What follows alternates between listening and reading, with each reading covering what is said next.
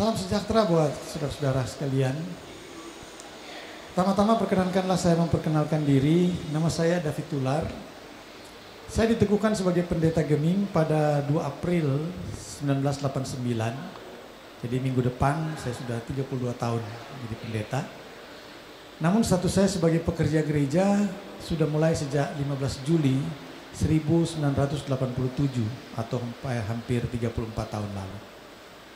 Saat ini saya melayani sebagai pendeta jemaat di Gemim Yesus Berkati Citraland setelah ditempatkan dengan SK BPMS pada akhir Maret 2017.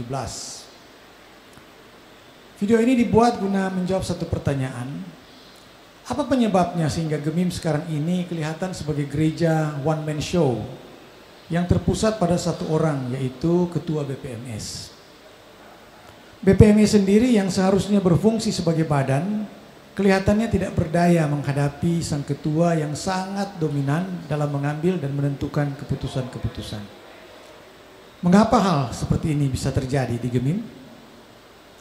Jawaban singkat terhadap pertanyaan ini adalah karena eklesiologi Gemim telah berubah. Ketika dinyatakan berdiri sendiri pada tahun 1934, Gemim adalah persekutuan jemaat-jemaat. Bahkan sampai tata gereja 1970, 1981, 1990, dan 1999, Gemim masih persekutuan jemaat-jemaat. Karena sejarahnya memang demikian. Para sendling NZH seperti Riedel dan Schwartz datang mendirikan jemaat-jemaat. Di zaman para penginjil dari Eropa ini tidak ada sinode di Minahasa. Yang ada adalah jemaat-jemaat yang berdiri sendiri-sendiri, otonom dan mandiri, di bawah masing-masing penginjil atau sendling. Keadaan ini berlangsung hingga pertengahan tahun 1875. Waktu itu Badan Misi dari Belanda NZH mengalami krisis keuangan yang parah. Pengurus NZH di negeri Belanda tidak sanggup lagi membiayai jemaat-jemaat yang diasuh oleh para sendling. Akhirnya dibuatlah keputusan untuk menyerahkan jemaat-jemaat yang dipimpin oleh masing-masing sendling ini kepada gereja Protestan di Hindia Belanda atau Indische Kerk. Karena di Manado sudah ada satu jemaat mereka, yaitu yang sekarang dikenal sebagai Gereja Sentrum Manado. Penyerahan jemaat-jemaat NZG kepada Indische Kerk ini berjalan alot sampai 7 tahun, mulai 1875 sampai 1882. Karena ada beberapa sendling yang keberatan kalau jemaatnya hendak digabungkan dengan gereja negara seperti Indische Kerk. Mereka lebih setuju kalau jemaat-jemaat ini langsung dijadikan sinode mandiri tanpa harus ikut Indische Kerk. Setelah lama tarik ulur, akhirnya lengkaplah penyerahan jemaat-jemaat di Minahasa kepada Indische Kerk atau Gereja Protestan di Hindia Belanda yang kemudian menjadi GPI setelah Indonesia merdeka. Pada saat itulah jemaat-jemaat di Minahasa ini bergabung menjadi satu sinode. Pada waktu Gemim dipisahkan dari GPI pada 30 September 1934, yang terjadi adalah semua jemaat yang ada di tanah Minahasa yang selama ini tergabung dalam sinode GPI dijadikan satu sinode mandiri. Sampai di sini jelas bahwa Gemim ketika itu adalah persekutuan jemaat-jemaat mandiri dan otonom yang bergabung menjadi satu sinode.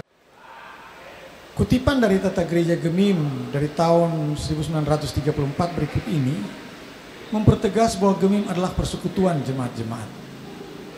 Ini adalah potongan dari Algemeen Reglement der Minahasische Protestantse Kerk, artikel 1. Di dalamnya ada kalimat seperti ini.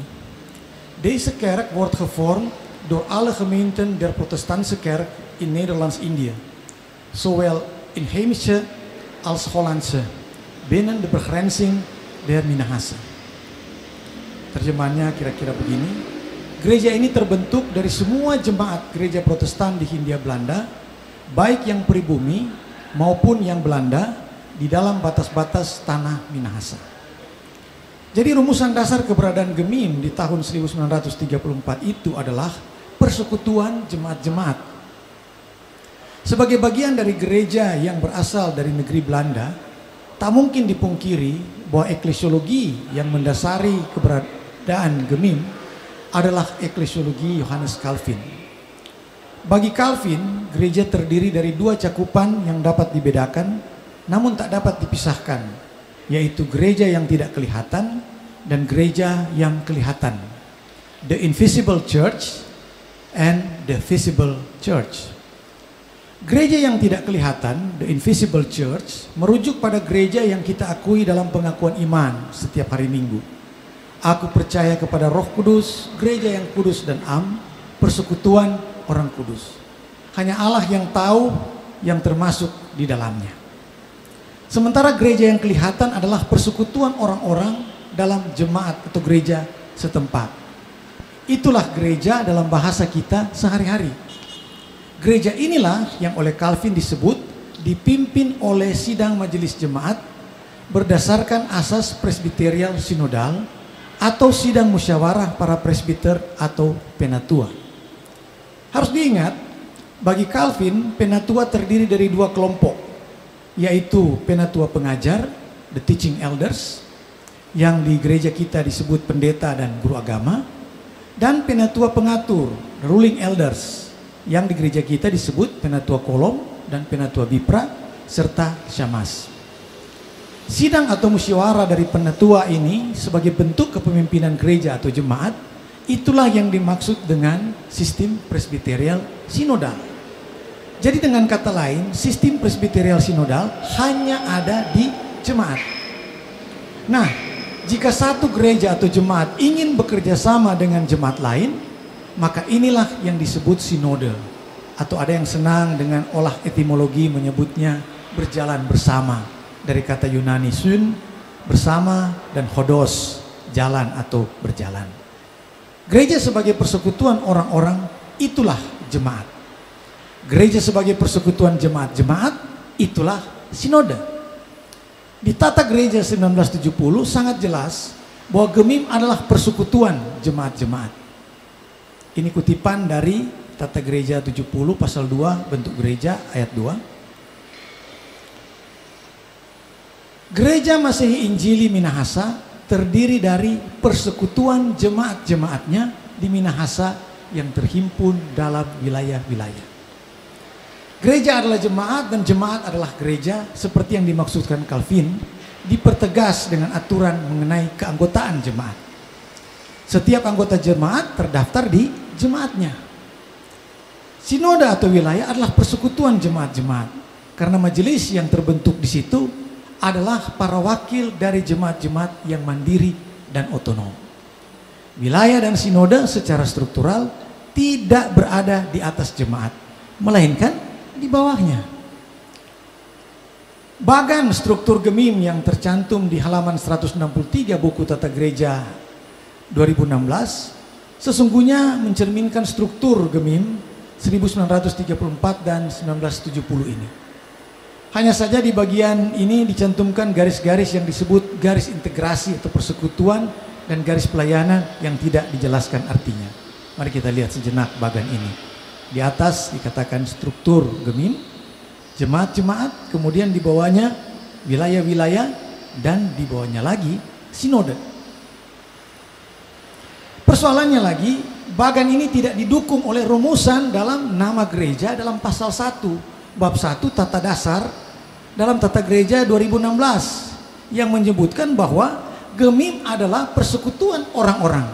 Selengkapnya demikian rumusan itu. Gereja Masehi Injili di Minahasa disingkat Gemim adalah persekutuan orang-orang Minahasa dan suku-suku lain serta ras-ras lain yang ada di tanah Minahasa dan di luar tanah Minahasa yang percaya kepada Yesus Kristus untuk memberitakan perbuatan-perbuatan besar Tuhan Allah dan menjadi berkat bagi orang banyak dimanapun dan kapanpun.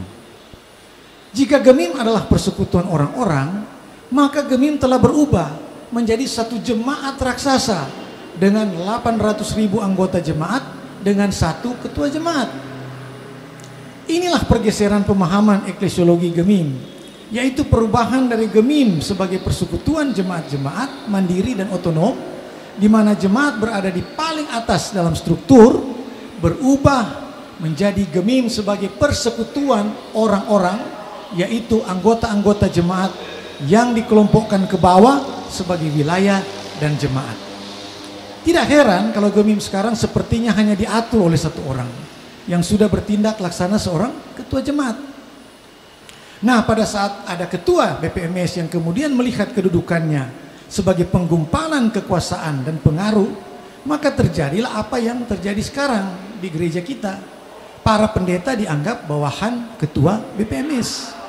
Bahkan BPMS lainnya pun, meskipun sama-sama dipilih oleh sidang majelis sinode, ternyata pada kenyataannya tampil sebagai bawahan ketua.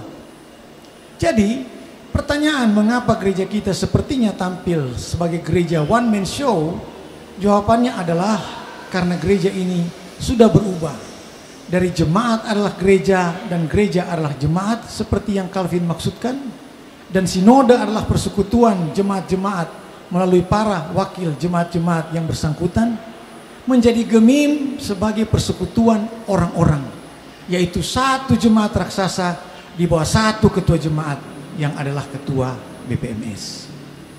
Mungkin ada yang bertanya, bagaimana wujud nyata dari jemaat yang otonom dan mandiri itu? Sebenarnya untuk kita punya contoh konkret di antara jemaat-jemaat Gemim, yaitu Gereja Kristus di Manado. Gereja ini menggunakan logo Gemim, namun mulai dari kepemimpinan hingga kepelayanannya, semuanya berlangsung secara otonom dan mandiri, termasuk pemanggilan dan penggajian pendeta. Pertanyaan lain yang masih terkait dengan pertanyaan tentang one man show church adalah mengapa para pendeta kelihatannya tidak berdaya menghadapi keinginan ketua BPMS dan menjadi rentan intimidasi dan ancaman, bahkan tidak berdaya kendati diperlakukan semena-mena. Untuk menjawab pertanyaan ini kita harus kembali kepada asas presbiterial sinodal dalam eklesiologi gereja berlatar belakang reformatoris seperti Gemim, dan juga kembali pada sejarah Gemim itu sendiri, khususnya sejarah sentralisasi keuangan sejak 1970-an. Seperti sudah disebutkan sebelumnya, bagi Calvin ada dua jenis presbiter atau penatua, yaitu penatua yang mengajar atau pengajar dan penatua yang mengatur atau pengatur. Teaching elders dan ruling elders. Keduanya merupakan kesatuan dalam kepemimpinan gereja atau jemaat. Ingat, bagi Calvin gereja adalah jemaat dan jemaat adalah gereja. Pendeta yang adalah penatua pengajar tidak lebih tinggi dari penatua pengatur. Di sini berlaku asas gereja imamat am orang percaya, the priesthood of all believers. Keimaman semua orang percaya seperti yang disebutkan dalam 1 Petrus 2 ayat 9. Oleh karena itu beda pendeta dari penatua lainnya sifatnya hanya fungsional, bukan otoritas. Karena kedua-duanya sama-sama diteguhkan pengakuannya sebagai bukti kesiapan untuk melayani. Jadi dalam ajaran tentang imamat am orang percaya, semua orang percaya telah diurapi menjadi imam. Oleh karena itu tidak ada lagi pendeta yang diurapi khusus untuk menjadi pendeta. Perbedaan fungsi antara penatua pengajar dan penatua pengatur bertujuan memperlancar jalannya kehidupan bergereja yang bagi Calvin harus berpusat pada pemberitaan firman Allah dan pelayanan sakramen-sakramen. Hanya itu. Untuk itu dua jenis penatua ini harus saling menunjang dan bekerja secara utuh. Nah, sistem penempatan pendeta dan mutasi pendeta seharusnya tidak boleh dipisahkan dari keutuhan kehadiran seorang pendeta di jemaat. Ketika masuk ke jemaat, maka seorang pendeta adalah bagian dari jemaat. Entah sejak kapan pendeta sudah dipisahkan dari jemaat dan dijadikan pekerja gereja yang tunduk dan diatur oleh BPMS. Akibatnya, kehadiran para pendeta dalam persidangan gereja cenderung mewakili kepentingan BPMS yang dianggap atasan para pendeta daripada mewakili kepentingan jemaat. Sekali lagi kita melihat akibat dari perubahan eklesiologi ketika Gemim bukan lagi persekutuan jemaat-jemaat mandiri dan otonom, melainkan persekutuan orang-orang dengan satu ketua jemaat di paling atas. Akar dari perubahan ini dapat dicari pada perubahan fungsi sentralisasi keuangan yang mulai berlaku di Gemim sejak tahun 1970-an. Sebenarnya sentralisasi keuangan dimaksudkan sebagai usaha untuk pemerataan gaji pendeta. Keadaan masyarakat dan jemaat di Minahasa zaman itu masih memprihatinkan. Permesta dan G30 SPKI telah berdampak pada ekonomi rakyat, termasuk ekonomi jemaat. Oleh karena itu diperlukan satu sistem keuangan yang dapat memeratakan gaji para pendeta, sehingga pendeta di desa menerima gaji yang sama dengan pendeta yang di kota. Nah, entah bagaimana kepelayanan dan integrasi pendeta di jemaat kemudian berubah menjadi pekerja atau pegawai BPMS. Akibatnya pendeta menjadi rentan intimidasi dan ancaman serta dipaksa tunduk pada perintah dan keinginan BPMS. Seperti dulu, kas umum sinode sebenarnya adalah kas bersama jemaat-jemaat mandiri dan otonom yang bersinode sebagai gemim guna menciptakan pemerataan gaji pendeta. Titik. Jangan diberi embel-embel pekerja atau pegawai BPMS seperti yang terjadi sekarang. Demikian sedikit penjelasan dan jawaban atas beberapa pertanyaan, terutama pertanyaan bagaimana eklesiologi gemim. Semoga ini dapat membantu kita semua untuk menyadari keberadaan kita dan dalam gereja kita, dan juga mengerti mengenai eklesiologi gereja kita serta perubahan-perubahan eklesiologi itu yang mengakibatkan juga banyak perubahan yang berdampak pada banyak hal di tengah-tengah gereja kita saat ini. Terima kasih atas segala perhatian yang saudara-saudara telah berikan untuk menyaksikan video ini. Sampai kita jumpa pada seri yang selanjutnya.